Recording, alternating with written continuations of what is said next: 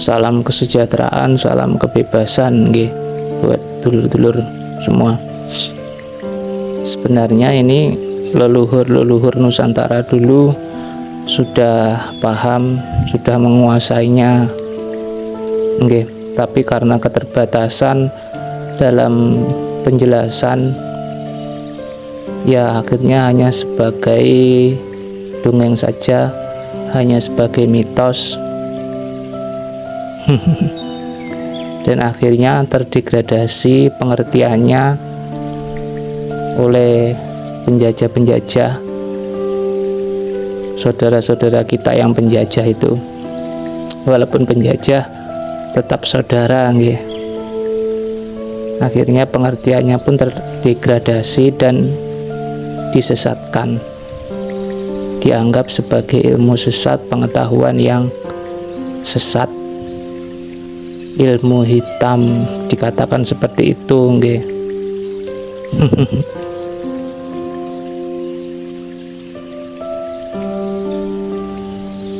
Ada yang bilang ini adalah persengkokolan manusia dengan jin, persekongkolan manusia dengan setan, persekongkolan manusia dengan makhluk-makhluk gaib.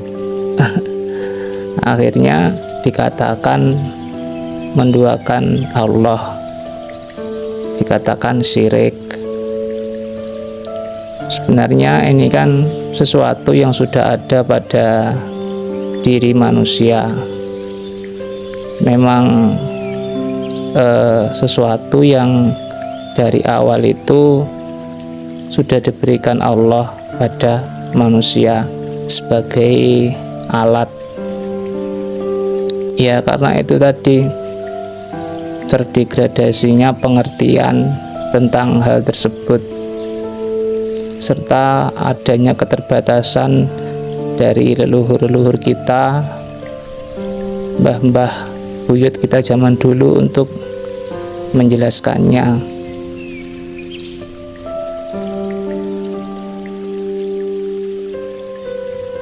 Pada kesempatan ini saya ingin berbagi tentang ini, hukum semesta, hukum Allah, hukum Tuhan. Saudara-saudara kita menyebutnya dengan hukum frekuensi dan getaran nggih. Frekuensi itu terletak pada pikiran dan getaran terletak pada rasa. Kita kan mempunyai pikiran dari awal lahir, itu memang sudah ada pikiran, rasa pun juga sama, sudah ada. Kok dibilang ada hubungan dengan makhluk gaib? Wong itu sudah ada pada diri setiap manusia sebagai alat untuk menjadi khalifah di bumi nggih. Sebagai alat.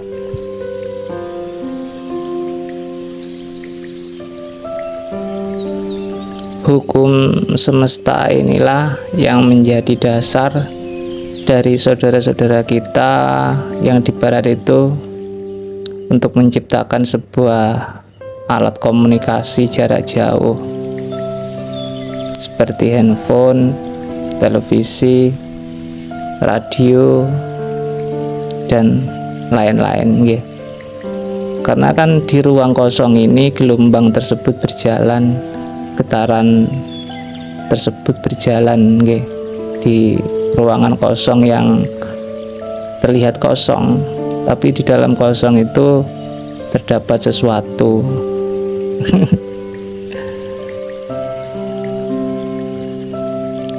Kurang lebih seperti ini. Apapun yang kita pikirkan itu menghasilkan frekuensi tertentu. Nah, dari pikiran tersebut menghasilkan rasa menghasilkan sebuah getaran. Nah, getaran inilah yang akan terpancar dari kita ke semesta, dan semesta pun menangkapnya, direspon dan dikembalikan pada diri kita menjadi realitas-realitas kehidupan tertentu sesuai dengan rasa-rasa yang kita getarkan. Nggih, sesimpel itu.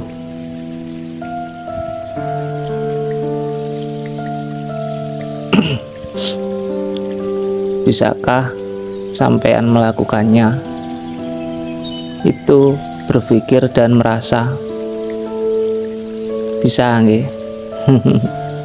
Gitu kok dikatakan ada kong kali kong dengan makhluk goib. Ya enggak apa-apa. Teorinya sesimpel itu, tapi prakteknya belum tentu. Jadi ada beberapa faktor nih. Pertama, pengetahuan tentang ini belum kita terima.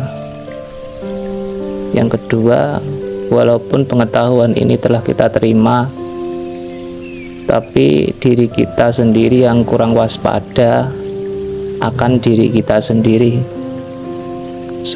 sering terlena, sering terlena. Yang ketiga, karena terlalu banyaknya tumpukan-tumpukan doktrin, tumpukan-tumpukan memori yang sudah mengendap dalam alam bawah sadar kita. Kan ketika kita diberitahu sesuatu, diberitahu sebuah pengetahuan secara terus-menerus, itu akan mengendap dalam alam bawah sadar kita, yang akan menjadi sebuah sistem yang bekerja otomatis, nggih.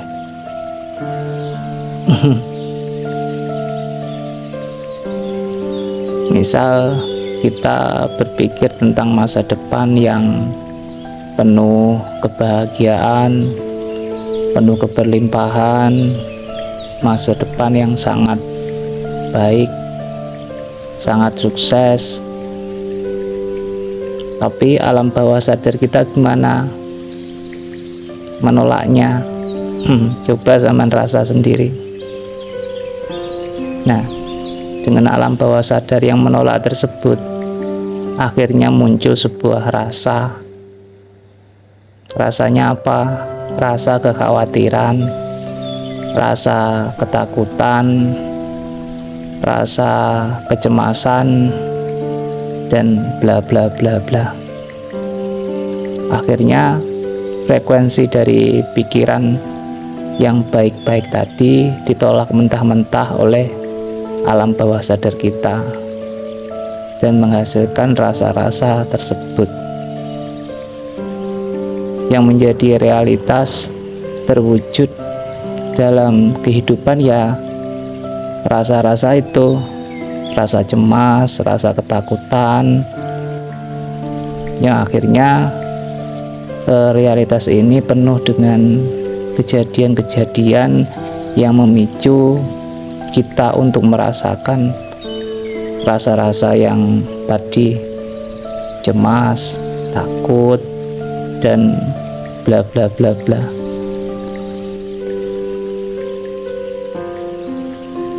Coba kita bertanya pada diri kita sendiri, dalam sehari 24 jam itu rasa apa yang paling dominan yang kita ciptakan?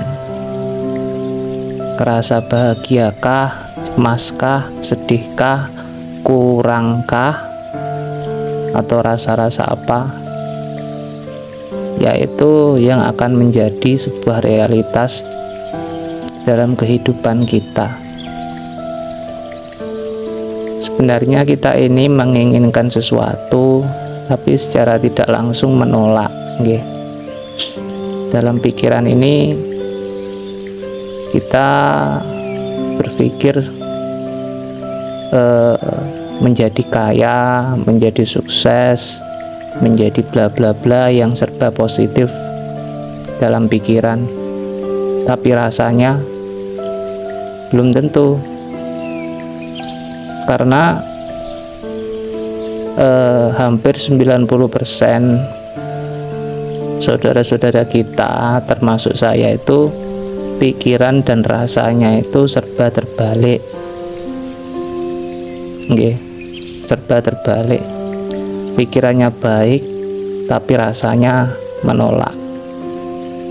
Sedangkan bahasa kita dengan Allah itu adalah bahasa rasa. Saudara kita menyebutnya dengan vibrasi atau apalah. Ya, kita tanya pada diri kita sendiri, 24 jam sehari itu rasa apa yang paling dominan? Kalau rasa-rasa yang buruk, rasa-rasa serba rendah, misal kekurangan, kecemasan dan lain-lain, ya wajar kalau kehidupan kita seperti ini. Yang di bawah akan semakin ke bawah, yang di atas akan semakin ke atas.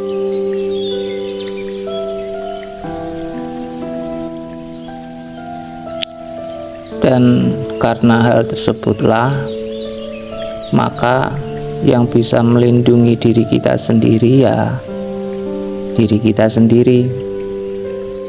Apa-apa yang berasal dari kita akan kembali pada diri kita. Saudara-saudara kita yang paham tentang hal ini cenderung suka untuk menyendiri, gemar untuk menyendiri, tidak suka berbaur dengan banyak orang. Mengapa kok seperti itu? Ketika kita berbaur dengan banyak orang, yang dibahas itu kebanyakan tentang yang tidak enak, tentang kesulitan hidup, tentang bla bla bla, yang akhirnya tertanam dalam alam bawah sadar kita.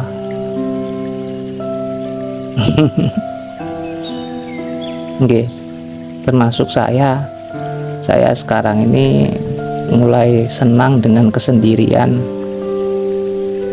karena itu yang akan menyelamatkan diri kita, menyelamatkan diri. Dalam video short saya, Allah pun tidak akan bisa menyelamatkan, karena Allah itu telah menyiapkan semua kebutuhan manusia. Semuanya sudah disiapkan, tinggal diri kita sendiri cara mengambilnya gimana. Apa yang kita ambil dari sesuatu yang sudah disediakan Allah tersebut. Lewat tadi pikiran dan rasa. Kalau rasa-rasanya buruk, getaran vibrasi atau rasanya itu rendah, yang kita ambil ya yang rendah itu. Saya pun ini juga masih belajar, sering terlena saudara-saudara kita yang sudah melalui ribuan kali pembelajaran hidup sering berkata sholat daim, atau apa ya istilahnya ya, hidup meditatif, mawas diri, eling lan waspada. Itu semua hanya istilah istilah supaya kita itu bisa waspada dengan diri kita ini selama mungkin. Misal sholat daim, kita waspada dengan diri kita sendiri, terus menerus memperhatikan diri kita sendiri, rasa-rasa apa yang timbul harus diwaspadai nggih. Terutama tadi ketika kita berkumpul dengan banyak orang, kan misal emak-emak ketika berkumpul apa yang dibicarakan? Kejelekan orang, kekurangan, hidup yang serba ndak enak. Lah itu bahaya bagi diri kita sendiri. Nggih. Semoga yang sedikit ini bisa membantu saudara-saudaraku semua yang sedang membutuhkan. Tapi banyak di luar sana yang walaupun sedang tidak baik-baik saja, tapi tidak membutuhkan sesuatu yang seperti ini, karena masih memegang teguh doktrin-doktrin apa yang telah diperoleh sebelumnya. Ya, enggak apa-apa, mereka masih belajar. Suatu saat ya akan tahu sendiri. Salam kesejahteraan, salam kebebasan.